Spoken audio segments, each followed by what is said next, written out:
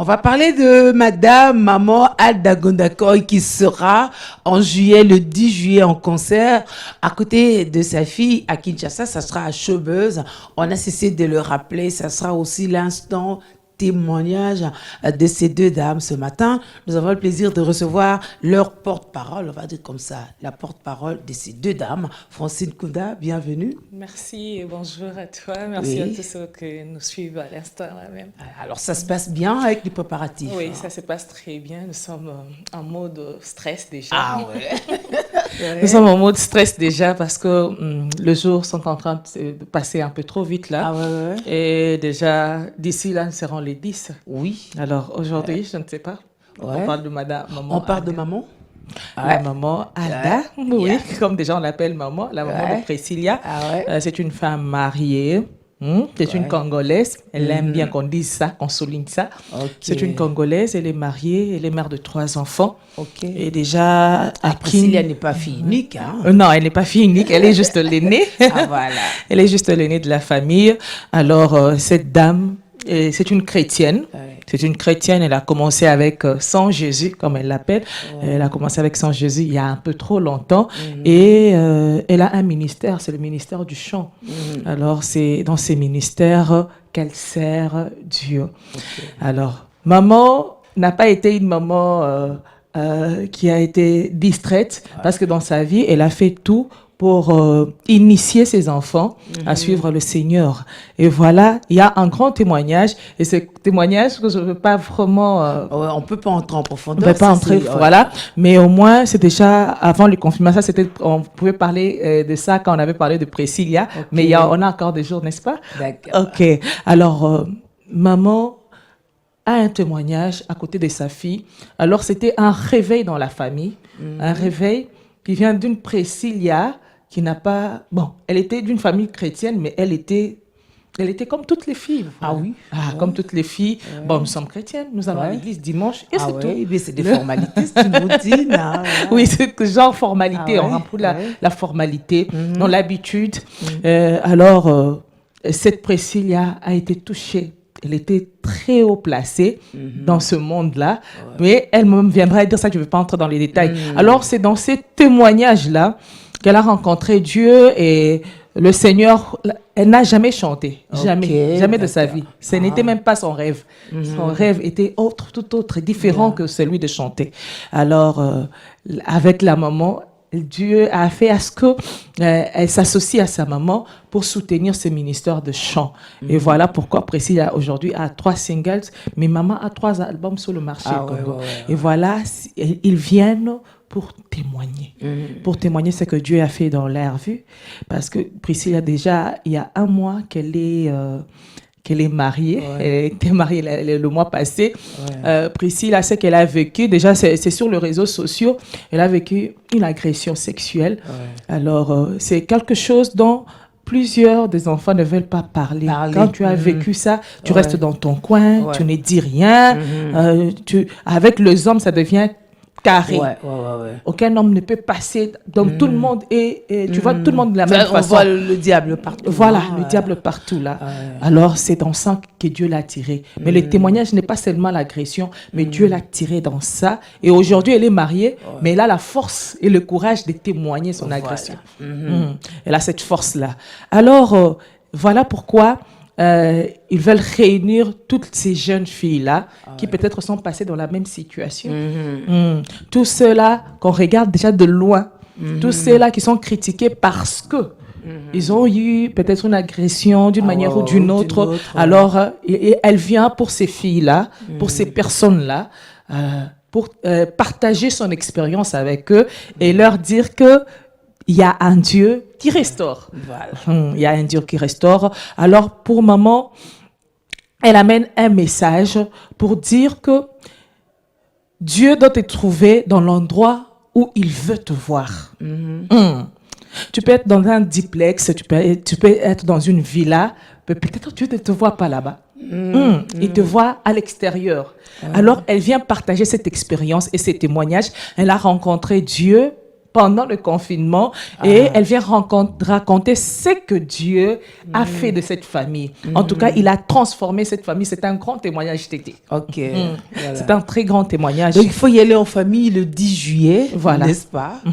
Pour prendre aussi votre part. Alors, on leur rappelle le numéro de contact. Oui, le numéro de contact, c'est déjà le 081 329 60 05. Déjà, là, nous sommes en train d'organiser des rencontres avec les jeunes des différentes églises, de différentes communautés, ONG, pour partager. Alors, elle veut vraiment parler en détail et en profondeur de ce qu'elle a vécu pendant et après la Priscilla avant l'agression, la Priscilla pendant l'agression et la Priscilla après l'agression. Donc, c'est 3 personnes très différentes. Elle veut partager ça avec vous, pas seulement ça, parce que j'ai dit qu'il y a un témoignage et un grand témoignage. Voilà, elle fait un appel à vous. Déjà le 10 juillet à Showbuzz, les billets ne coûtent rien d'autre que 10 000 francs. Voilà. C'est le 10 juillet pour 10 000 francs. Ça rime très très bien, n'est-ce pas? Ben, à lundi, Francine. Oui, à lundi. N'est-ce pas? Merci.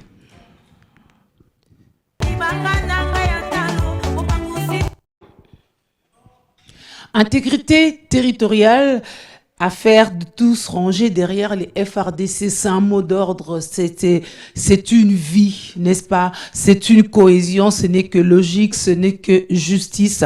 Il est vrai que pour une énième fois, l'Est de la République démocratique du Congo est attaqué. Cette fois-là, on désigne clairement les M23, mais l'on sait aussi assez clairement que derrière ces M23, il y a vraiment des groupes bien structurés qui se cachent ou qui encadreraient. Alors, qu'est-ce qu'on fait en tant que pays? Qu'est-ce qu'on fait en tant que nation? Si d'ailleurs, tout le monde peut dire que c'est lorsqu'il y a des problèmes, qu'il y a la misère, la galère, que l'on reconnaît ses vrais amis, alors nous-mêmes, en tant que nation, on devrait demeurer de la cohésion. C'est tout ce que nous sommes en train de nous demander et pour l'instant, parce que rien ne vaut la nation, rien ne vaut le respect du territoire, n'est-ce pas? Tous ceux à qui nous on lance le mot nous rétorquent cette phrase-là. C'est aux Congolais, c'est à la République démocratique du Congo de revendiquer le respect de son intégrité territoriale. C'est une responsabilité souveraine. Alors où est ce peuple souverain?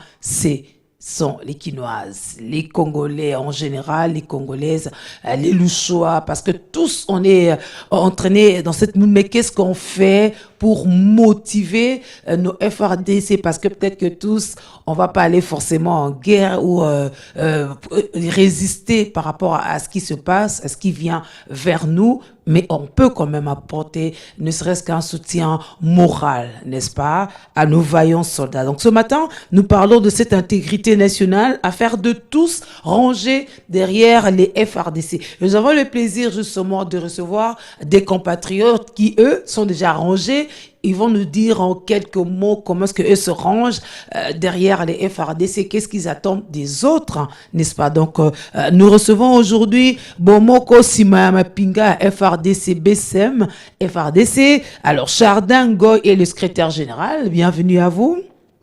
Merci. Ben, peut-être que c'est vous qui nous diriez en quelques mots ce que c'est que Bomoko, Simayama Pinga, il y a FRDC. À côté de vous, on va juste faire un clin d'œil à Papa Jean-Gierre Kakwata. Il est de BSM FRDC. On a Eric Manyanga, chargé de la mobilisation, sensibilisation et relations publiques au sein de Bomoko, Simayama Pinga. Il y a FRDC. On a aussi un pasteur, Pasteur Francis Kalala, chargé de la trésorerie, mobilisation, sensibilisation et relations publiques. C'est vrai qu'il faut aussi des moyens si on veut faire Bomoko Simayama Pinga. Alors, pourquoi on n'aurait pas dit simplement Bomoko Sima FRDC? Pourquoi vous êtes Bomoko Simayama Pinga et FRDC? C'est quoi la nuance? Merci beaucoup, madame. Bomoko Simayama Pinga, il y a FRDC. C'est juste pour être vraiment très clair. Si Tolobika ka FARDC à Pamba, peut-être qu'on peut parler à FARDC Moussousou.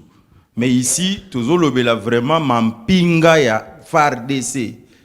Comme pour dire, bah, militaire Nabiso, Oyo Bazali Kati na ba force. Parce que FARDC, ezali communion ya ba force.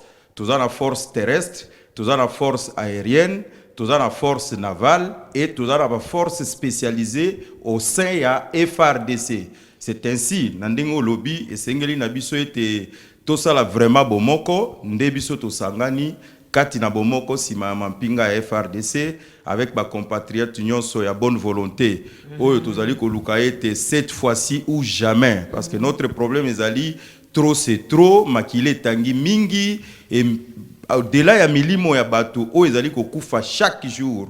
Disons chaque instant, mais il y a aussi bambongo oyo ezali kokende à travers ba minéraux na biso. Ba frontière ezali lolengo toyebi wana mais biso tolobi à travers bomoko toko bandana nous na action oyo ezali patriotique pour tout ça la collecte il y a ba moyens mais toko banda aussi na oyo tozali koloba assistance morale. Geste nyonso oyo toko senga na congolais désormais ezali ke tango ezali kolamuka kanisa mampinga na yo kanisa FRDC na yo avec prière, avec ba mot et encouragement, de façon que ba vaillant combat soldats na biso ba kende na likambo cette fois-ci tina suka. Je me souviens quand on était enfant, n'est-ce pas, Pasteur Francis, Tobanda Royemba Soda à Pico, à Bangarate. C'est vrai que c'était assez rigolo, mais c'était quand même ce message-là qu'on transmettait aux tout petits, à la nation, finalement, que Soda Zara Soda, il y a Pico. Et maintenant, pour nous accompagner, Soda, il y a Pico, na Bissoana, le secrétaire général a dit tout à l'heure, c'est vrai que ce Batwalamuki na Tongo, na intention, na yo Kanisa, Mapinga, na yo Kanisa, FRDC, non, mais ça ne suffira pas. On aura aussi besoin, il y a quelques moyens matériels et financiers pour nous soutenir Bango. Merci maman. Nazali na esengo lelo ya côté de mana plateau oyo pour nous mobiliser pour sensibiliser ba congolais nyonso na likambo tuko lo basiko yo nazozonga kaka na Biblia ndenge Israël azalaki insulté à chaque fois na ba Philistins. Donc, bazalaki na bitumba, bazalaki formé pour na bitumba, mais au komona qu'il y avait un David, wa longwa ki kwa ayaki po apesa mo eloko moko à partir de cela, nde omona ki ke balonga ki cela veut dire que basoda mampinga na biso bazana front na moment otozoro ba oyo. Biso to ko maloko ba David. To ye na port na biso na nzela ya port na biso nde ko sala ke bitumba ainsi to wana désormais esila. Donc omona ke eloko wana ezana nuance ata na Bible.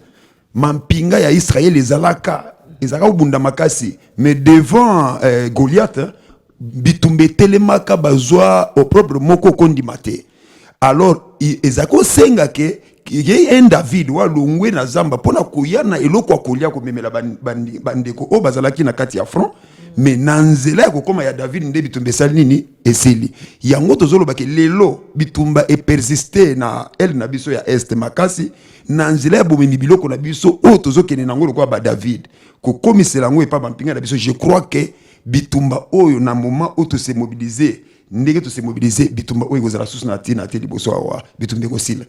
J'ai envie de dire amen parce que c'est vrai que na ba discussion surtout à Mikolo à un moment aussi on calcule, les gens disent mais oui tozo mundana banan peut-être que bango baza un peu plus armé que biso toza sous embargo, biso toza généralement ba problème tel qu'on le sait, peut-être même des problèmes aussi de cohésion. Est-ce que na contexte on a toroka ko gagner mais réflexion non ya tongo ça peut motiver et peut ça idée mususu ya sika ou peut-être que tout le monde qui pas forcément en tant qu'humain ça. Maman nakokeli kaka na ba exemple ya malamu oyo batu faut pas comprendre. Nazoloba que soki bolandi bien soki tokoki kozonga ba pa na sima na bitumba oyo bundamaka awa na tango ya kondo Mobutu ya Alina Foreman. Vous trouverez que Alina Foreman c'était Ali ou anyataki makolo na ye awa na Congo avant. Asa kotaki déjà na politique ya ba congolais. Ali abandako bunda ko lite mingi ayeba lingala akota na ba congolais asolola dera yaki afana kana hotel na ete akota ikota kila bango prévane que omona ki na stade l'air bazo bunda batu bazo animation za Ali Bomaye donc biso to ko sala Ali Bomaye de façon que Ali azala na force Ali na biso nde mampinga na biso donc biso to ko zala wana pona ko motiver ye na ko belela na Holandi. l'herbe soda M23 ba kimi en débandade au mona que population ezolanda population ezobelela population donc nde mampinga na biso ezi force oyebi ke ko soutenir mampinga na kobelela ezalaka pe soutien moko et motivaka makasi yango omoni ba ndenge nazo ba soda ba yebi avant soda ke ndibitumba ezalana loko mo balobaka moral ba yembaka ba binaka pona mental na bango ezala likolo simande bakei alors mental wana to ezala teke bango moko nde ba yembaka biso bango bazobunda biso tozo yemba biso tozo tindela bango ba moyen nyonso financier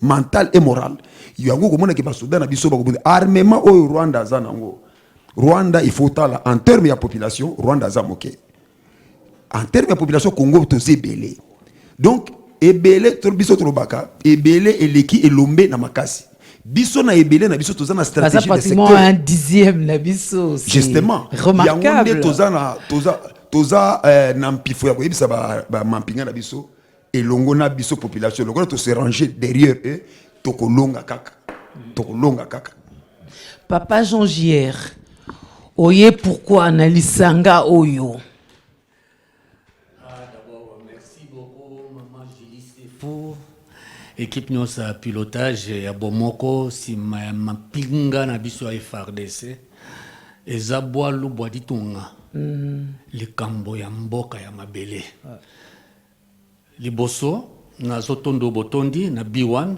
PDG na biso JP oya sepeli plateau lelo recevoir baningo ya bomoko. En plus, c'est le mois de juin, moi, beaucoup plus patriotisme. Sauf que Mbalo, on veut nous poignarder dans le dos. Et aussi, Mbapete, poko ya mbeli na yo na Congo me raté na yango. Mama Jili, na kati ya Biblia, na Romains 13, 1 na 6, bazolo baboy. Mutu nyonso faut se soumettre na autorité. Autorité est établie, nzambe ndi atiye. Kotala grandeur ya moto moke to ninite yeba ke nzambe moto établi pa zolo bakuna il faut to futa na be imponios soki to tosi l'état mo konzo batiali biso c'est d'où nazo rejoindre pasteur okomona ke force wana ko zara bomo comme soki batu basali trahison autorité batie likambo koma kamobulu Rwanda za moke bien sûr mais moi na soso soka tondi na nzongo nana zana se mama na ya bombeye azipiye Rwanda koloba na RDC ayebi bisika zaliwana lelo génocide tozo kota na sujet na biso comme exemple entre parenthèses Kagame azaki na rébellion ye muta tiraki sur avion ya Biarimani au président ya Rwanda kufaki na ya Burundi ye rebelle azwaka décès à 600 000 personnes na ya atia so que kuna il faut certifier génocide na kotala beskali ba squelette wana mais biso au-delà de 8 à 10 millions. Jamais communauté internationale va reconnaître que le génocide est salama na Congo. Ça c'est quoi? Nde mama ya soso yewana. Mais biso tokotika mampinga na bisote. Noki seja lobi maka mampinga. Mampinga batu mingi bazo confondre. Pona zoko na cité, bazo finga na basoda na biso batika lia. Ba parece boke na est. Mais mboka na mboka eza monene oui. Na kobatela mboka. Soki ba onozo ba koti na est. Boyina ba kuluna ba kobotra biso mboka Kinshasa. Pour qui vont diriger ces kuluna là? Non, bazana FARDC mampinga na biso. Mais ba blessé de guerre, ba uteli wapi? To yuko kombo blessé de guerre. Mama Jilinga na zaki na posa bomoko na biso ndo tozana ba président na ngawa na ba CG. Plus tard to kenangoti na suka. Ata guerre sili esengeli to protéger lokopo, ba blessé de guerre to sundura bangote. Ba veuve to sundura bangote. Bana borfene to sundura bangote. Ça c'est l'aide de nos militaires. Voilà le que Poussenga dans un premier temps pour nous soutenir le pour ngama kila nangaza congolais. Jamais même dans un stade équipe na biso songolo ba paya ba ko beta ngana ba beta ba paya maboko. Na Maroc ezalakate kaka na Congo. Le parazo beta boko pole. Yo gagné combien? Botika ba jeto simbana. Pour ceux qui ont ndo fuyena bato baza contre roko mabulu mingi mais tous la soutien makasi soda ko yoka ke vraiment population ba simananga soka yoka soutien bongo même na box boloba ka Mohamed Ali taba Ali Boumye azo sentir que je suis congolais parce que ba soutenir nga mais bino pezala quand même parti pris ezala ndengwana baninga bazami balé baye na bitumba bino bosi boponi kan na bino mama eza politique comment so komi na mboka bato soko zo mutu azo bina lokolo moko yo pe yokola kana lokolo wana moko il s'est informé ka boye pozo bakinois sala boye sala yango Mohamed Ali azaki na politique wana Georges Forman il s'est senti étranger yango mona ta na boxe abandaki na azaki na Mali parce que Ali ye moko soki boum ye batos Ali boma ye me yazo ba boum ye ezaki politique na merci maman Julie dans un premier temps. Voilà. Alors il faut une sensibilisation, il faut une mobilisation, mais il faut aussi des relations publiques. Bozo Sandeni pour que Bandeko va comprendre bien fondé ya likambu oyo ya bomoko sima mapinga ya FRDC ndikorik manyanga yo d'abord to ebio makamba mituka makamba banchofa du coup yo poyenga mobwe félicitations pour le patriotisme mais bozo salango comment oui mais merci beaucoup maman Julie merci l'équipe mobimba ya bomoko sima ya mapinga merci surtout la maman coordonnatrice maman Colette Mobo l'autre bien mingi mama Congo alors biso obandi ko lobana no to bilo no ba mituka ma ba chauffeur oui biso ba chauffeur to lobi esengi to kota makambo oyo to ko soutenir ba FARDC na biso na lolenge nyonso yango to zwaki likanisi oyo ya kokota likambo oyo pona ko tia moi 1000 francs moi 2000 francs moi loso moi mungwa moi loko nyonso pour que to tinde yango koli ekende bisika bande ko na biso bazali oyo bazali ko bunda pour l'intégrité ya mboka na biso alors to ça la boni pour la relation publique alors biso na kati ya relation publique ya bomoko to bandaki déjà ko mona service ya FARDC na SECAS service oyo ce qui parle social et ba militaire nyonso bisika le général Padiri ayambaki biso merci beaucoup na général peut à promettre que ko accompagner équipe mobimba bomoko pour nous soutenir ba FARDC parce que bango ba se sentir na kimia ba se sentir vraiment très intéressé parce que ba lobby était biso bango ba militaire baza émanation ya population donc tant ba yo kiloko biso na makamisi ba c'est pour la bango dans la carte déjà ba relation tout ba wana ko luka ba officiel au FARDC donc to ko assurer déjà ba ndeko parce que ko landa biso toujours ça la mona balabala té tout ça na ba officiel FARDC entre autres services il y a SECAS ou ce qui para na social et puis na relation entre ba militaire na ba civil alors to kende musika to lobi ke to suka na action oyo biso moko kaka te et sengeli to avancer to mona pe bande ko mosusu et sengeli to mona bande ko na biso pe ya ba église ba confession religieuse yango turubai ke to komona bango toujours déjà ba rendez-vous par-ci par-là pour que tout monde a bango ba communauté chrétienne parce que biso to so bondela na ba église na biso po nzambe apambola mboka po kimie kota na este mais ça n'empêche que tout le monde a pe bango ba sensibiliser pe bandimi parce que baza ba leader d'opinion ba sensibiliser pe bandimi afin que bandimi bacha moi 1000 francs moi 100 francs moi nini wana po to kangisa koli o to komemela bande ko na biso to na ba commerçant to luka to mona ba tu fake to luka to mona donc to toucher couche nyonso ya population bisika ba to bazali ba société civile to mona to luka bisika nyonso to kota po to mona enfin que to reçu na campagne na biso oyo ya mobilisation donc to mobiliser ba to bisika nyonso to keni na ba wenze to keni na ba église to keni na ba balabala to kosala ba carnaval pour que to mobiliser bande ko nyonso ba kota la likanisi oyo ezaya ko soutenir bande ko na biso oyo bazali ko bunda pour na biso il suffit non pas seulement ko la t-shirt ba komi FARDC bazali ko soutenir FARDC il suffit non seulement ko tcha statut na WhatsApp na yo que tozali si mampinga mais ce qui est mieux aussi il y a contribuer aussi quelque chose il y a ko sensibiliser et puis déjà bande ko média ndenge vous allez ko accompagner biso na émission to ko kota pe bisika ba média na ko to ko luka ba responsable oyo bazali ko kamba ba média entre to ko mona Jean-Marie Samba oyo azali représentant ya ba journaliste INPC Kinshasa to ko mona ye to ko mona donc to ko kota ba couche nyonso to ko senga kala bande bazali ko landa biso bo faciliter biso to lingité eza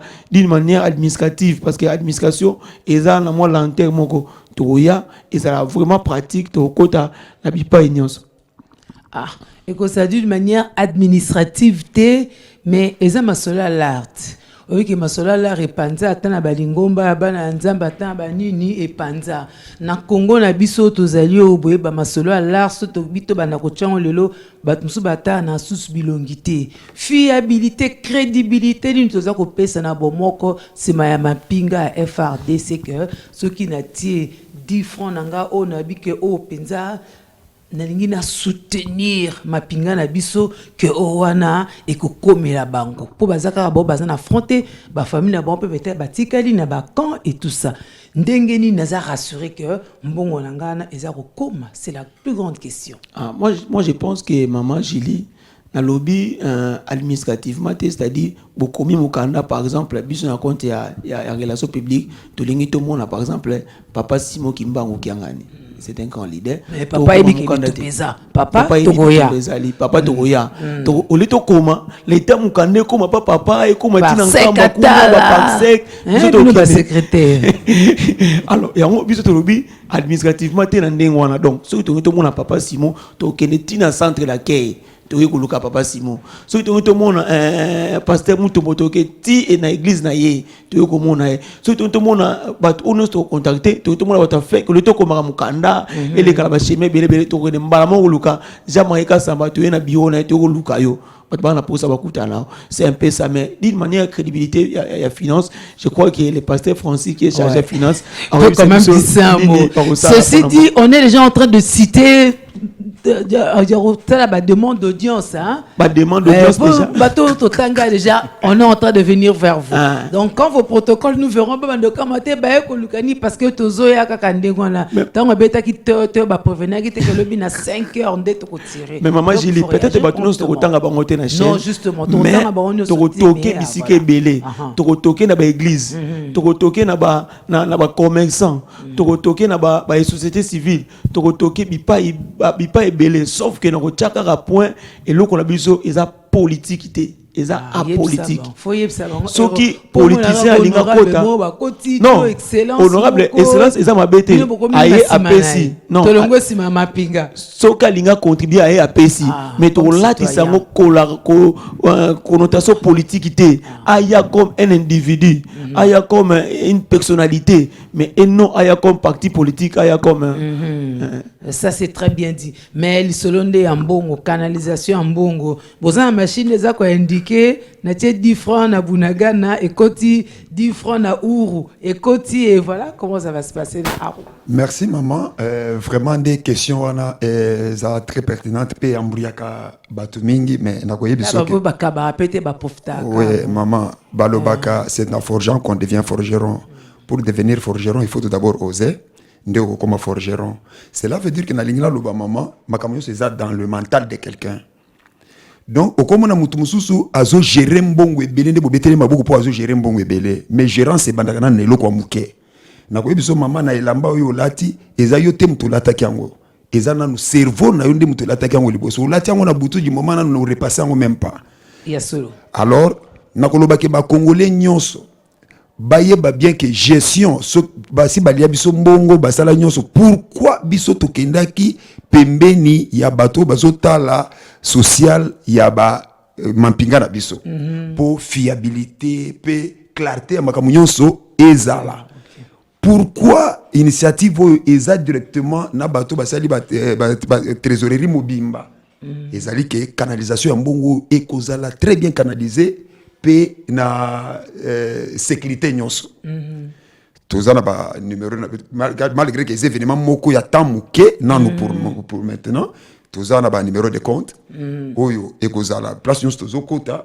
tokolakisa ndenge nini tozosala parce que mutu tango azopesa il faut mona réellement que mbongo ezokende na ba place boyi pe finalité musalo tokosilisa ngo ka awate na finalité nango merci beaucoup na ba média o bazoko accompagner biso parce que finalité ya musalo na ba média ba korelayer yango partout bo mona ke makamu ekoti na suka na yango na kolingana na loba moi eloko moko ya muke na ba congolais na ngai mingi na se penchaka mingi na bible ba congolais to longola ba arrière pensée Jésus azotambola likolo ya mai Pierre Amonier alobi ordonne seulement que je marche aussi l'air Jésus a ordonné Pierre a commencé à marcher sur les eaux mais l'air pierre bandi ko kanisa tout à fait autre que eloko ya bando sala ne pierre bandi ko kota soki to kanisi ebele sur le fond to sala eloko moko malonga te. Donc arrêtons-nous na premier volet. To kende nanu na eloko tozo kende puis to sala na confiance makasi parce que eloko tozo sala ezali mobilisation ya Congo mobimba pe soki nzamba ko sunga to ko tambola Congo mobimba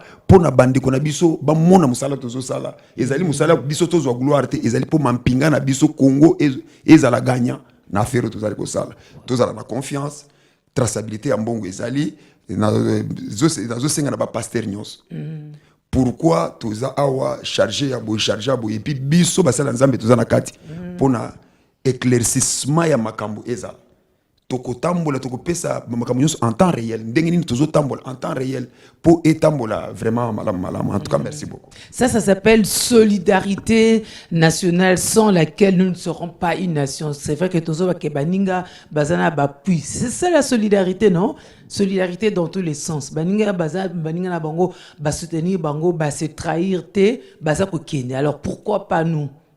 Une nation, Congolais, RDC et l'Okamakasi. Mais puisqu'on parle de l'argent, vous voyez que désormais, ma solo, ma pinga, tout le monde a un téléphone, pour la bande comme ça, nyamu, commentaire, très dévié, mais au moins on reçoit des messages. Alors, bande comme ça, lobby soutien pour la FRDC, oui, et ça solo, mais c'est un exemple, il y a Parlement. Mais Parlement a réuni ça qui $200,000 américains au prélevé qui n'a salaire et à chaque député. Alors, on découvre à ça la calcul, hein? Donc $100 par député. Soit ce qui fait comment, ce qui bon, ça sera 500. Comment cause à 200,000 pour y il faut 5 moutons à biso et que même na bande ko parlementaire ou député mais ça ba cotiser qui na bangote likambu ya ekolo. Et le frère fait bien, il y a qu'à rappeler Ango. Alors, cet exemple vaut aussi pour tous ceux qui nous suivent en ce moment. Tous à la télé, le quoi, bamsous, bakeyi, le quoi, mosalot, hôtel nam nasima, ozongi parce que zali kambu, y a bisonyos. Maman nangana, moi regret moké na bande ko mususu makambu tu basala kana Congo, tous exemple ya Ukraine, au mona ke mutu ayebi bien ke bitumbeza na mboka. Mama azu mundu ki alobi ke ngana za volontaire tozala lokola tokozala biso nyonso ba volontaire ya kosimba mundu ki te tozala ba volontaire ya ko contribuer de façon ba bazo simba mundu ki ba avancer moral wana soda yebi eloko tozobenga moral oyo soda soki ayebi ga ke no bana ne batondi bana moi sine aza bien ako kende bitumba avec force. On est de fali pour passer à ça qui aille pas. En tout cas oyebi maman na sepeli na geste oyo ndeko asali mais dorénavant tout ça la ka geste wana toyoka ka matoyi na biso na ba structure ndenge zotambola pour esala bien tozala na bitumba ya gloire te parce que ba gloire eza na ngona nini te parce que okopesa biloko mena esike sengeli te pe koma ozobana eloko tozobanga nde yango wana okomona mutu asali mo initiative na ye mais akeko pese loko esika esengeli te pe na ndenge esengeli te po epesa oyebi ke na makambo mbongo ndenge tozoloba boye okopesa mbongo liquidité epesaka mutu trouble kizunguzungu en plus nelanga kizunguzungu est un peu plus fort en tout cas nde tozosenga kaka na tozala fort to soutenir mampinga na biso to avancer baninga mosusu ba ko na moni ndeko secrétaire général banda kala zolinga bakisa. Non, merci beaucoup. Moi, je crois que na Oyo Sotozali Kolobela et Kozala Mingi plus basé sur la crédibilité. Parce que structure Obisoto Sali, dans un premier temps, Totiki na bandeko nyonso o bakoya ko rejoindre biso, Totiki li bango possibilité pour que bazala na pouvoir ya ko contrôler Oyo nyonso ese salemaki. Ce qui fait que même na niveau ya maman coordonnatrice na biso, moto nyonso ya bonne volonté ou akoki ko se joindre na biso soka zali vraiment disponible pour que a aider bomoko sima ya mampinga FRDC akoki ko kota même na collège ya coordination même na niveau secrétariat général même na niveau ba collège nyonso to sali donc tolobi yango déjà biso moko ke ba poste ezali vraiment vacant de façon que oyo nyonso akoya soka za na besoin ko rejoindre biso aya to pesa e mosala ya kosala parce que za mosala tozali kosala lelo comme ba volontaire tozo be la problème intégrité maman oza bien tant obi mona volontaire po biloko na ba volontaire ezaka na vocabulaire à Congo ezara moi patient de comme ça qui que toza ba volontaire ya bi bazo sangisa pona mapinga tamsunga pe na koza mako palo so non eza volontaire non oye pona kosunga voilà tango tolobi tozali sima ya mampinga na moment où mampinga na biso bango basi bandime kopesa makila na bango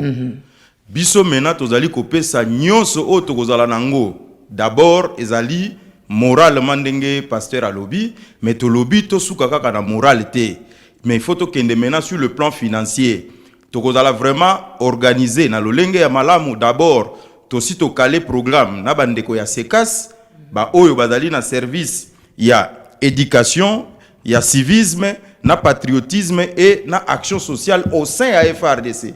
Et je précise aussi que Ndeko Fally Ipupa a l'état qui par canal ouana. Oui, vraiment, il est allé là où il fallait. Pas ya général Padiri, mon konja se casse. Yenda Mimaki et pas ya chef d'état-major général. Et chef d'état-major a Zui a Pessi acquis de droit. Voilà. Yango bisope tozali dia ko travailler na se casse.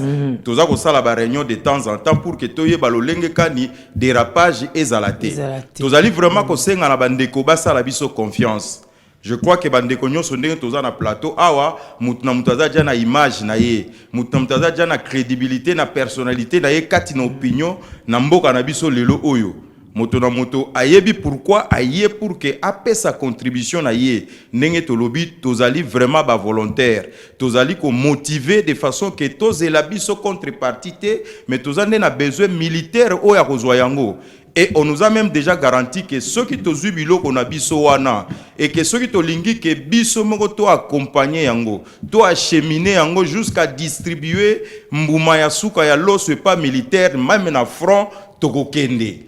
Donc c'est pour rassurer tout le monde que basa la biso confiance ba intégrer structure na biso to kopesa ba moyen de ba canon so pour que ba joindre biso de façon que bitumba oyo il faut tout ça là désormais une armée populaire.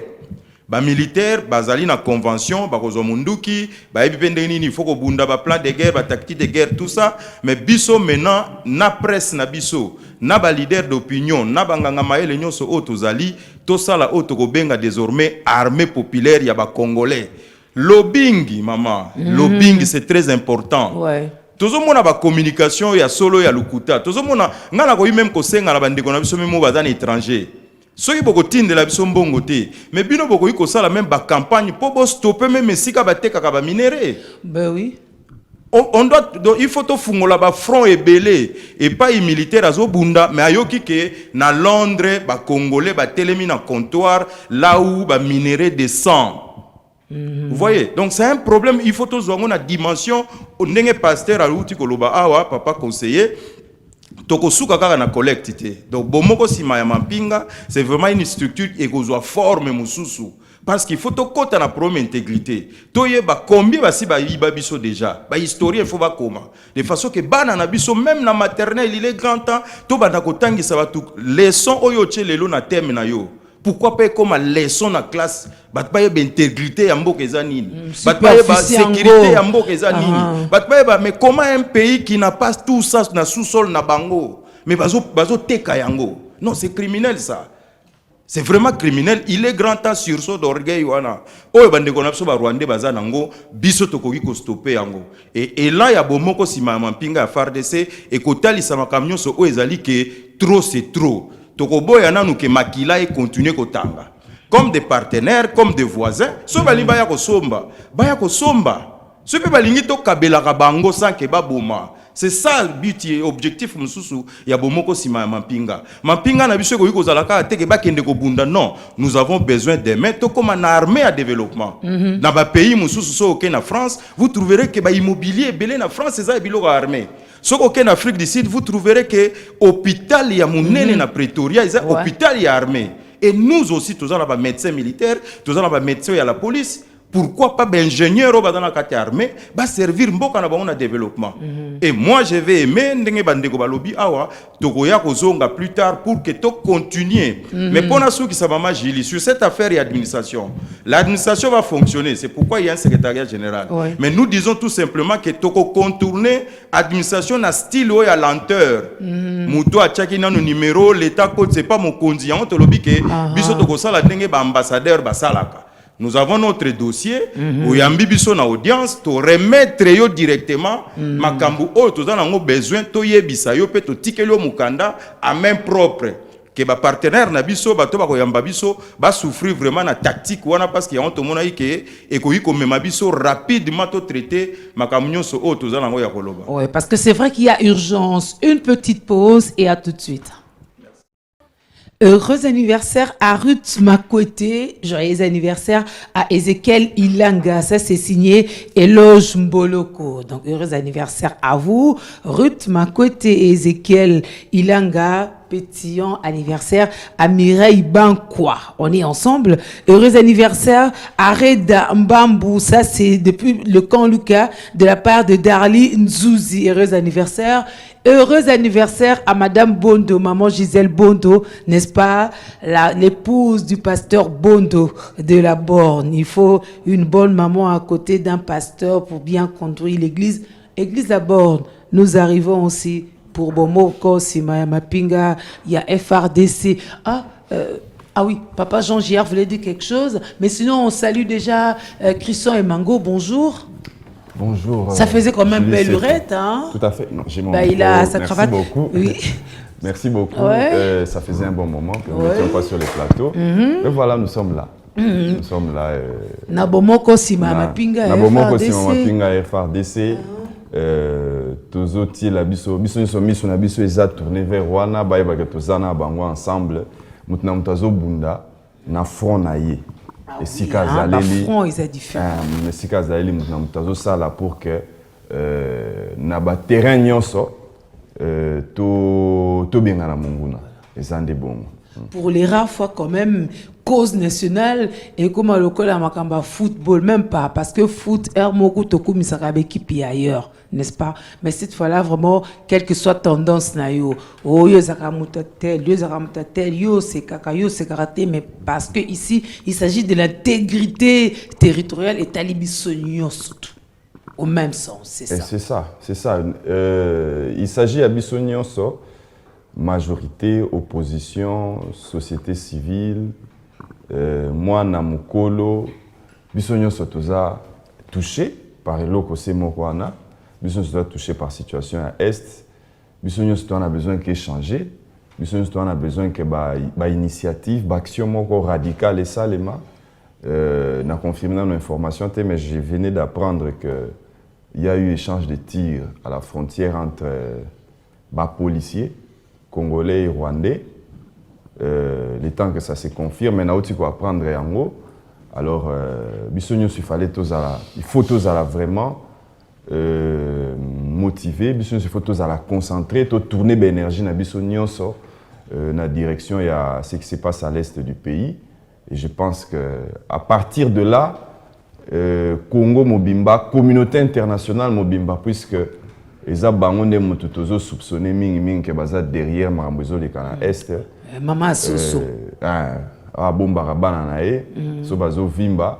Donc, je pense que soba moni que bisonyo soto téléméli, bisonyo soto na otiko comme tout le monde na plateau à lobby que ceux qui aux mona na Grande-Bretagne par exemple, na France, na États-Unis, partout, ba Congolais ba télémi, ba bimi na ba balabala, ba boyi assez que mboka na bango ezala envahi et que peuple ya mboka mususu va se rendre complicité na oba gouvernement na bango ezosala parce que ndeka balobara mokili eza mbanga taba o ezokomela Congo lelo lobi occupé ko salema partout na monde. Alors so biso tozotala bongo ça veut dire que mokolo ekoma ailleurs tokobeta pe lisusu maboko. Donc il faudrait que biso totelema pour côté les Mela, où ils ont ça les dans l'Est à pays et je pense que solution comme on a dans l'Ombang. Ah oui, Papa Jean-Gilles Kakwata, c'est vrai qu'on parle, il y a solidarité, geste tokoki opposé,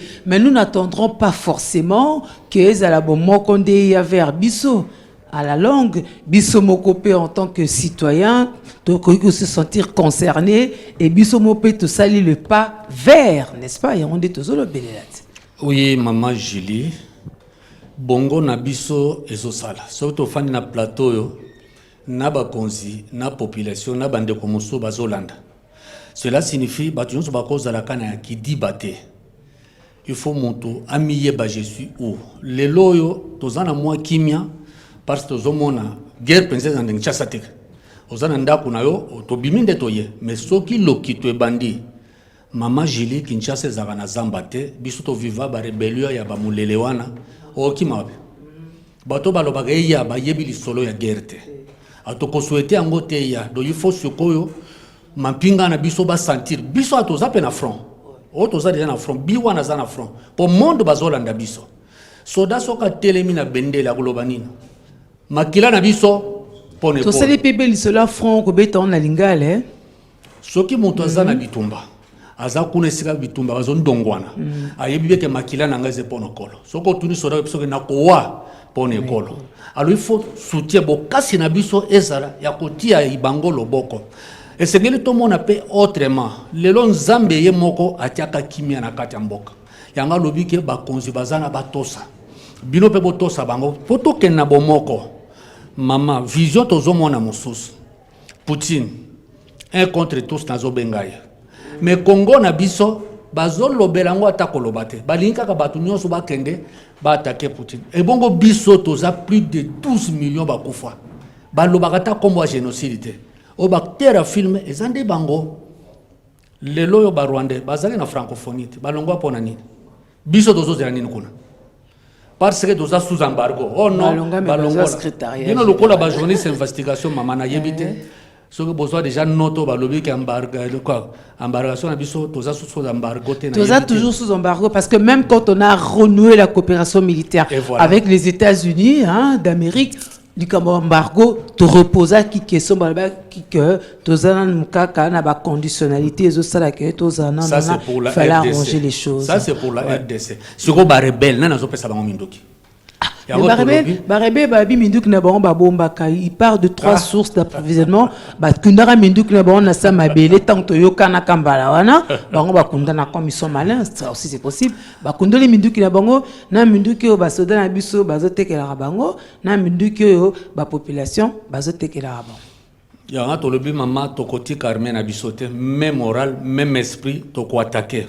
Sur ma cambo ya doute zo kota ba congolais ba miyibi mbongo to tiakia mbongo léopard mbongo boy na yoki baninga balobi dese wana sokeze pana oza ma cambo urgence comment ndenge to lobi wana ke administration ba yoka biso bisika ba chaîne bino botangi na baninga to okende soki lelo ndako no ebandi kozika liboso osala nini ok na ba saper pomio lobino wabi secrétariat na bino na linga koza lettre moka administrative ezako tuka téléphone ouais boya ko seconde nga ponda ko to boma moto incendie wana ekita mais non vous attaquez directement des locaux yo biso bomoko tozo sal nous attaquons directement ce que lettre ko zala boko yeb et ce n'est pas moindre tozana ba officier militaire to engagé na kata musalo bazala semana biso po ba aider ba soutenir biso na yebisa ki coordonnatrice boy toko bandango directement sans qu'on trouve bateau bazo gérer mboka pour ceux qui na front boke no tika ngonde ngeni sans aide na bango Dieu merci que nous sommes là nous sommes unis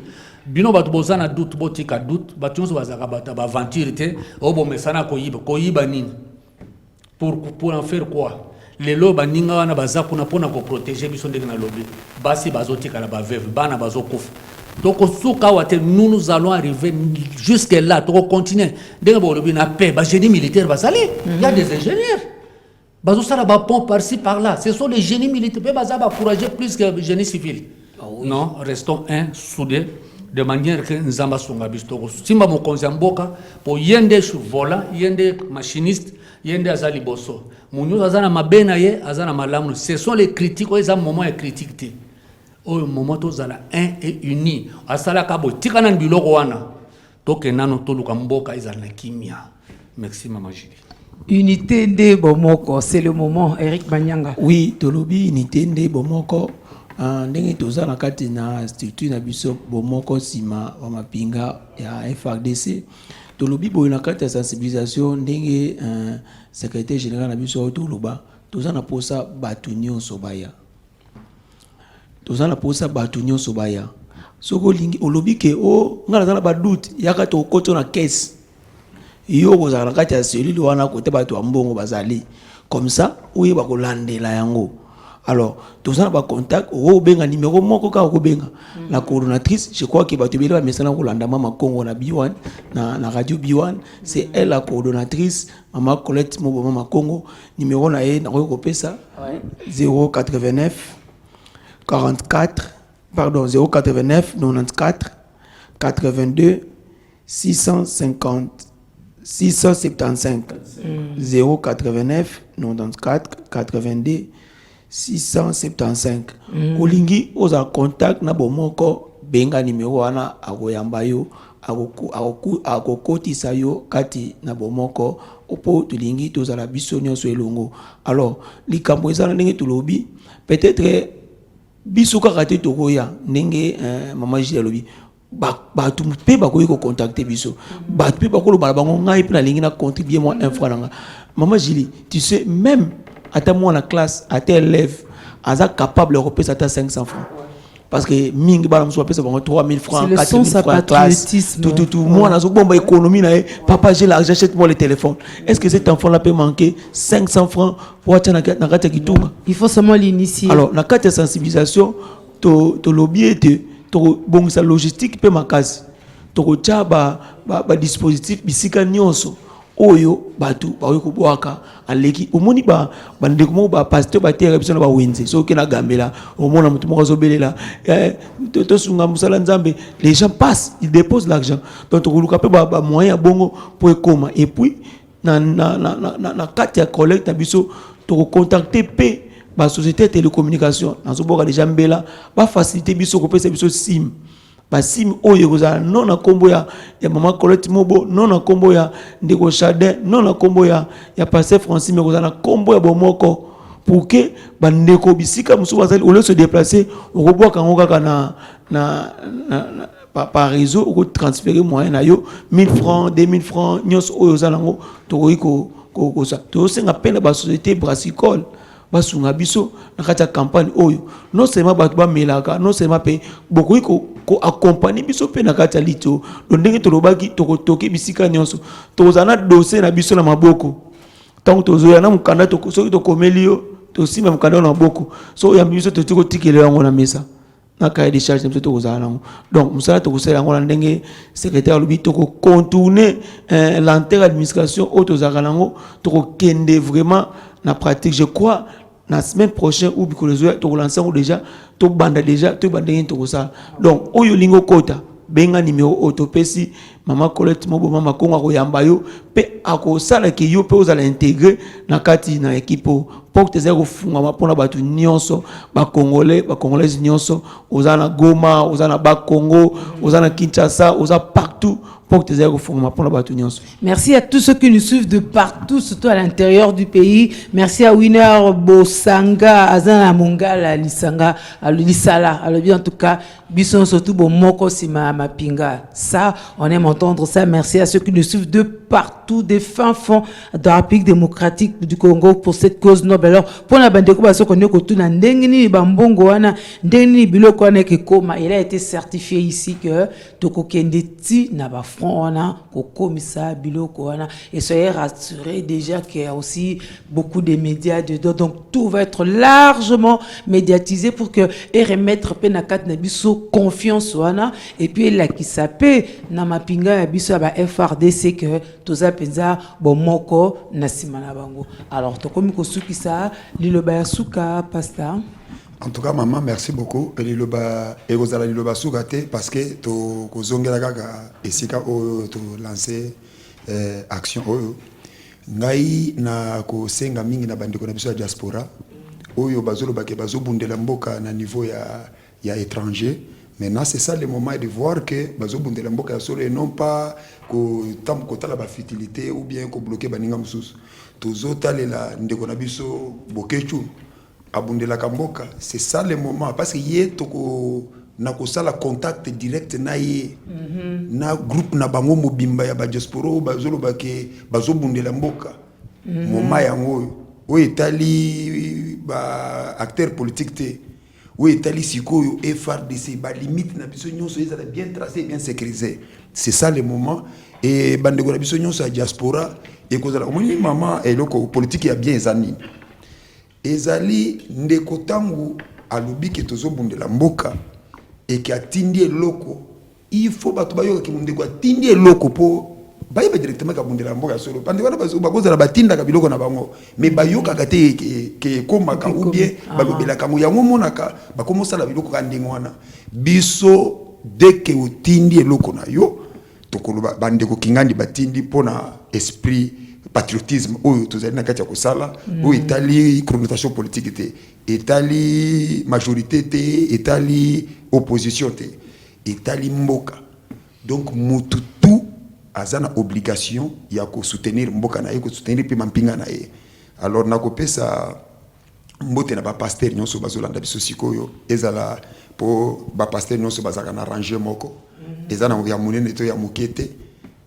na ndenge ba pasteur ndenge to senga ka omoni mama to za na action moko to salaka appel des fonds to sali appel des fonds mais ata appel des fonds eleki il faut yeba ke libonza ya mikolo na mikolo ezalaka ato kendaki deja ko pesa mbongo na ndenge na yo o ezali libonza ya mokolo na mokolo to so senga oyo po totala okoyebisa biso ke te ngana sina pesi na ndenge na te libonza ya mokolo na mokolo parce que biso toujours travailler ensemble na sekas ba demande ebele ba besoin pesé belé réserver moi eloko ya moke otiena kitunga ya munene o kotambola po yekendi na sengi na ba passer nous to kotambola vraiment na ba église nyonso ezala bato bazomona keza ya mike mais na devant za église ya moke ezala raté to kotambola partout boyamba biso malamu boyamba bandeko na biso bokoya malamu et puis binonde boko la kisake bo réunir saka bato de bige maman ba ministre a ko réunir peut-être 30 personnes mais a fouti ba ngombong mais les pasteurs bazana multitude de gens sans pourtant ko fouta mbongo et puis bandimeli makambo bazolo c'est ça le moment ya ba véhiculer message ya malamu pona FRDC na biso kozomona mama nde côté mingi na ko se pencher mingi na bandeko ba pasteur pour tout monde acte ya générosité na acte ya patriotisme oyo église ko sala parce qu'ils allaient basés sur les actions sociales. Merci beaucoup. C'est une bonne cible ça les pasteurs. Oui papa secrétaire. Merci beaucoup maman. Biso tolobi na bomoko sima ya mampinga FRDC. Na kopesa peut-être exemple moko na ndenge football ezalelaka. Je me rappelle bien que tangu Afrique du Sud a komaki na ba dernier moment na ye ya organiser coupe wana en Afrique du Sud, il s'était posé un problème d'insécurité. Alors bakambi balobaki nini, banamboka balobaki nini, on a pris tout le monde.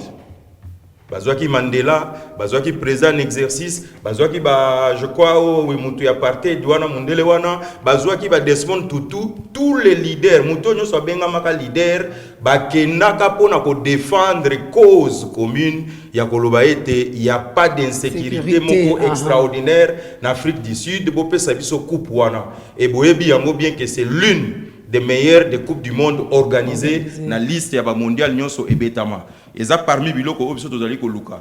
Na ko lancer appel pasteur ke mingi na bandeko na biso basali na nzambe, mais moi je vais aimer que presse na biso elongisa mampinga na biso.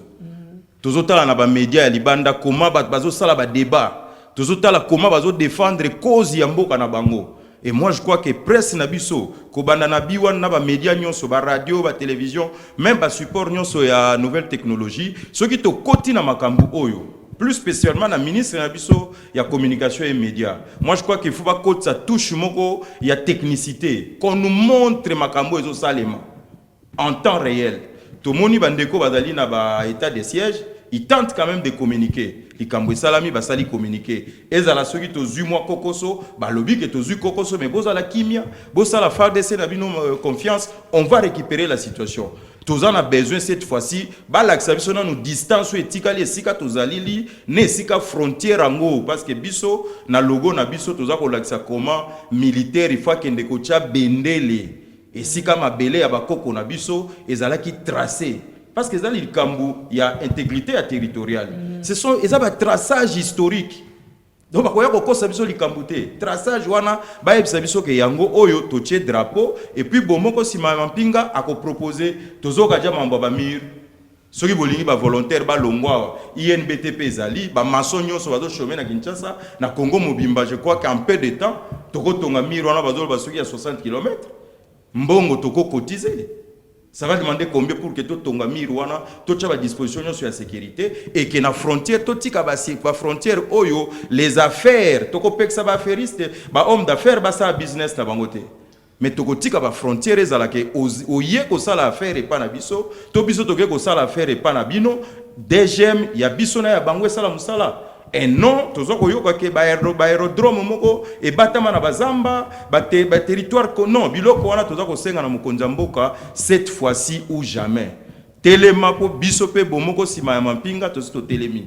Ba communauté belé ba ko telema mais biso nyonso désormais total à la même direction. Opposition, majorité, société civile plurielle. Naba oyo mususu majorité silencieuse, il est grand temps que tous se mobilisent pour que cette fois-ci ou jamais, parce que balobi na français, il n'y a pas d'alternative à la paix. Ce qui tolingi développement, to tchakimia na Congo, to komona même ba budget na biso ko se multiplier parce que bazande ko yiba biso. Merci beaucoup maman. Deko Emango. Iloba suka pour l'émission lelo.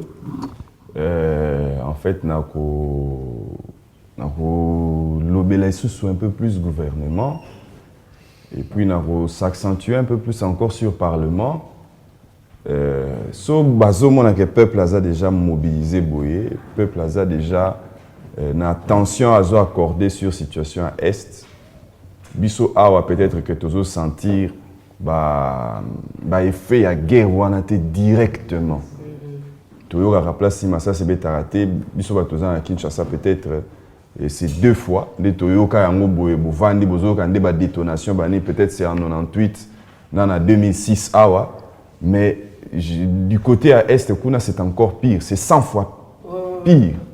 So bozo mona mambozo le kakuna alors mais ceux qui quand même ba peuple oyo eza na ngambo ya koto baza déjà sensibilisé à ces points et sensibilité eza muto akomo sentir que loro moko ezo toucher et même à distance mais ba to baza koto bazo sentir comment la guerre de l'Est tout mona ba vidéo ba image comment les peuples congolais et bazo bon ba quoi ba soso c'est-à-dire que déjà le peuple a pris conscience. Na minute il suffit que tout le monde Tshisekedi, Fayulu, Kabila, Bemba, Babi que tous ont marché ensemble pour tout la guerre à Est. Moi je ne sais pas ce que ça ferait dans ces pays le même jour.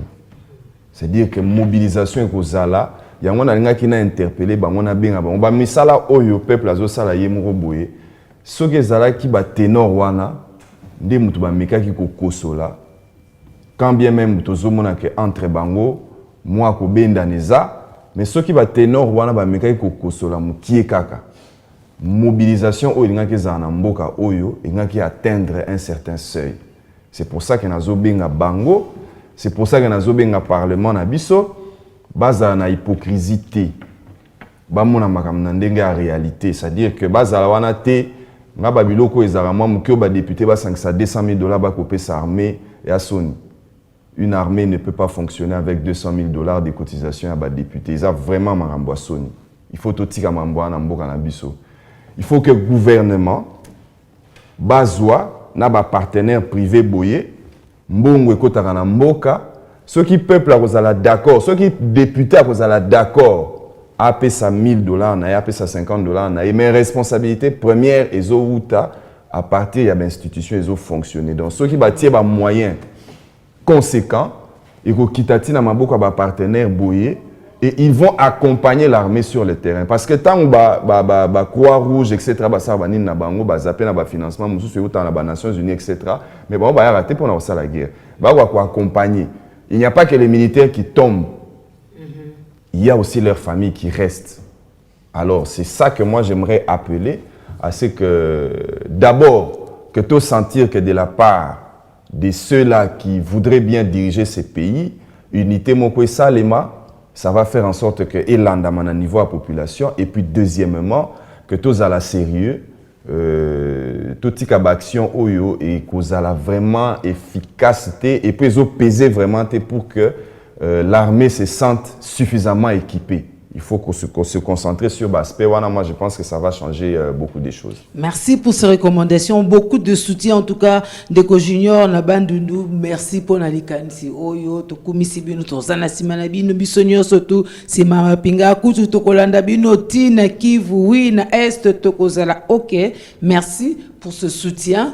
Toba qui est d'abord moral. Merci, Pepona O, beaucoup tia, Nasimanango. Si, papa Jean-Gierre, même en 30 secondes, hein.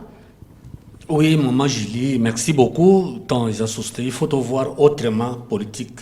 Il y a sécurité nabiso et armée nabiso. Il faut to tikana no pelo kula Rwanda longwa na francophonie to tikana to mona na ba japonais na ba coréen ba soutenir biso na kata ko monter même ba char de combat to signer ba coréen sik ba ko bano sakana biso boyete sous embargo ya Congo ba to sous embargo ezalakate. Alors to koloba de sous nini pona ba média en ligne ba YouTube tout ça batika ba critique à Sony batika kofinga mokonzi mboka batika biloba loba problème est trop sérieux baninga pe na diaspora na mona ndenge bozobenga na ba Rwandais ko beta bango. Maintenant nous voulons poser les actes réels na front ba sentir que tozali biso pe tozana front mais sous autre angle. Voilà maman Julie na kopé sambote na dernier mot na président nga Lambert Lowalo ya Kozase. Il y a la famille Biwan Nyonso, na bosani binote président Valentin, na kope sa famille Kakwata Balisen na ngambote Nyonso. Ba Néo Apostolique Nyonso mbote mingi na bote na Néo Apostolique tola ta noir et blanc. Heureux anniversaire à Sarah Andumave, n'est-ce pas yende toloba quitté. Heureux anniversaire à Redambambu quand Lucas, ça c'est Darlene Zouzi. Joyeux anniversaire à Ruth Makwete, joyeux anniversaire à Ezekiel Ilanga, ça c'est signé Eloge Mboloko. Heureux anniversaire à Mireille Bankwa. Heureux anniversaire à la maman pasteur, maman Gisèle Bondo de la Borne. Merci pour cet élan de patriotisme qui commence, qui prend, mais qui doit se pérenniser, n'est-ce pas? On est ensemble avec nos vaillants militaires. Allez, bon week-end, à la semaine prochaine.